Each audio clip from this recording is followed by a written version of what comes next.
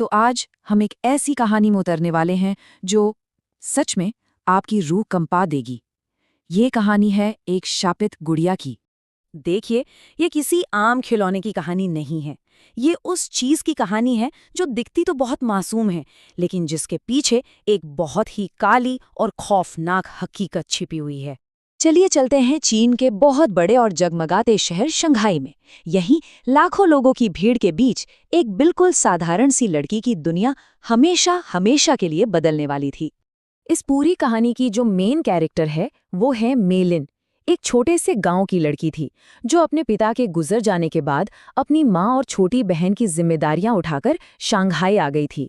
उसका हर एक दिन अपने परिवार के लिए था और काम वो करती थी एक खिलौनों की दुकान में। मतलब ये नौकरी उसके लिए बिल्कुल परफेक्ट थी, क्योंकि उसे खिलौने पसंद थे और वो हमेशा अपने पैशन के बीच ही रहती थी। तो मेलिन थी कैसी? बहुत ही प्यारी और नरम दिल की लड़की थी। वो अपने कुत्ते बाओ के साथ रहती थी, जो उसकी पूरी दुनिया था। लेकिन उसका एक सबसे बड़ा शौक था दुनिया के अलग अलग कोनों से आई अनोखी डॉल्स को इकट्ठा करना। उसके घर में इन डॉल्स का एक पूरा का पूरा कलेक्शन था। और फिर मेलन की जिंदगी में एक ऐसी चीज आई जो देखने में तो उसकी सबसे बड़ी खुशी लग रही थी, पर शायद वो उसकी बर्बादी का सामान थी। एक ऐसी चीज जो पहली नजर में बहुत ही प्यारी और मासूम लग रही थी। तो हुआ ये कि एक दिन उसकी दुकान पर लिमिटेड एडिशन लाबुबू डॉल का एक कलेक्शन आया, और ये डॉल्स इतनी पॉपुलर थीं कि आते ही सारी की सारी बिक गईं। पर एक डॉल मेलिन ने अपने लिए पहले ही अलग रखवा ली थी, और ये डॉल थी एक गोल्डन कलर की लाबुबू डॉल। सोचिए, नीली नीली आंखें, सुनहरा फर, लंबे लंबे कान और बड़े दांतों वाली एक क्यूट सी स्माइल। मेलिन उसे घर ले आई और बस उसे ही देखे जा रही थी। बहुत खुश थी।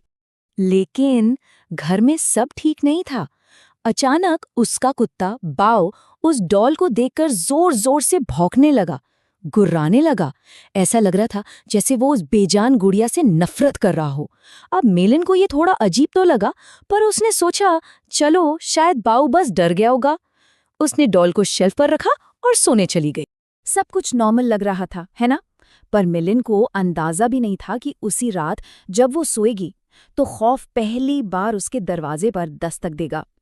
और यहीं से शुरू होता है वो सिलसिला जिसका कोई अंत नहीं था। आधी रात का वक्त मेलिन की नींद एक अजीब सी हंसी से खुलती है। एक ऐसी हंसी जो उसने पहले कभी नहीं सुनी थी। वो किसी इंसान की हंसी नहीं थी। उसे एकदम साफ साफ महसूस हो रहा था कि कमरे के कोने में अंधेरे में कोई खड़ा है और उसे घूर रहा है। पर जब उसने हिम्मत जुटाकर देखा तो वहां कोई नहीं था सिवाय उस लबूबू डॉल के। और उसी रात मेलिन को एक बहुत भयानक सपना आया। सपने में उसने देखा एक सड़ता हुआ जानवर जिसके दांत लंबे और नुकीले थे और उसका पूरा शरीर खून से लथपथ था। और इससे पहले कि मेलिन कुछ समझ पाती, वो जानवर सीधा सीधा उसके गले पे झपटा और मेलिन की जोरदार चीख निकल गई। जब उसकी आंख खुली तो जो उसने देखा उससे उसकी सांसें ही रुक गईं। वो लाबुबू डॉल जो उसने शेल्फ पे रखी थी अब ठीक उसकी छाती पर बैठी थी, और उसकी वो क्यूट सी स्माइल अब वो प्यारी नहीं थी, वो शैतानी लग रही थी, भयानक। तभी अचानक बाओ कमरे में भागा हुआ आया और उस डॉल पर हमला कर दिया, उसे नोचकर टुकड़ों में बिखेर दिया। मेलिन इतना डर गई थी कि उसने फटाफट उन टुकड़ों को उठाया और कूड़ेदान में फेंक दिया, ये सोचकर के चलो बुरा सपना अब खत्म हुआ। तो मेलिन ने एक राहत की सांस ली। उसे लगा कि बुरा सपना खत्म हो चुका है, पर वो ये नहीं जानती थी कि ये तो बस एक शुरुआत थी। असली खौफ तो अभी सामने आना बाकी था, एक ऐसी हकीकत जो उसकी रूह तक को कंपाने वाली थी। अगली सुबह जब मेलिन उठी तो उसने देखा कि उसके शरीर पे लाल लाल निशान पड़े हैं, जैसे किसी ने उसे नोचा हो। और उसका प्यारा कुत्ता बाओ वो कहीं नहीं था, वो गायब था। मेलिन पागलों की तरह उसे पूरे घर में ढूंढने लगी, और फिर वो किचन में गई। वहां जो उसने देखा, उसके पैरों तले से जमीन खिसक गई। सिंक के नीचे बाओ की लाश पड़ी थी, और उस लाश की ठीक बगल में खून से लथपथ वही लबूबू डॉल पड़ी थी, बिल्कुल सही सलामत, जैसे उसे कभी किसी ने फाड़ा ही ना हो। अब तो मेलिन कांपने लगी थी। उसने फौरन इंटरनेट पर इस डॉल के बारे में सर्च करना शुरू किया और जो उसे पता चला उसने उसके होश उड़ा दिए। दुनिया भर में, सिर्फ उसके साथ नहीं, दुनिया भर में लाबुबू डॉल से जुड़े ऐसे कई भुताहा केस सामने आ चुके थे।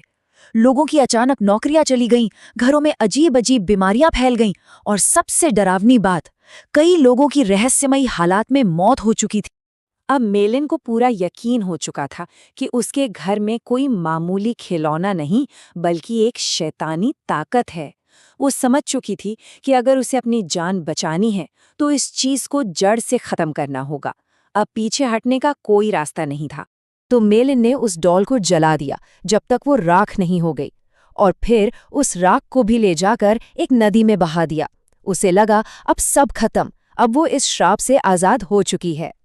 लेकिन अगली सुबह पुलिस को मेलिन की लाश उसके घर से मिली, और जो चीज सबसे ज्यादा खौफनाक थी वो ये थी कि उसकी लाश के पास वही लबूबू डॉल बिल्कुल सही सलामत पड़ी हुई थी। मैरिलिन की कहानी कोई अकेली कहानी नहीं है।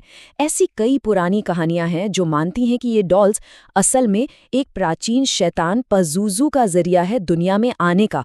तो अब सवाल ये उठता है, क्या लाबुबू डॉल सच में किसी शैतानी ताकत का दरवाजा है, या फिर ये बस एक और डरावनी शहरी कहानी है जिसे हम सुनना पसंद करते हैं?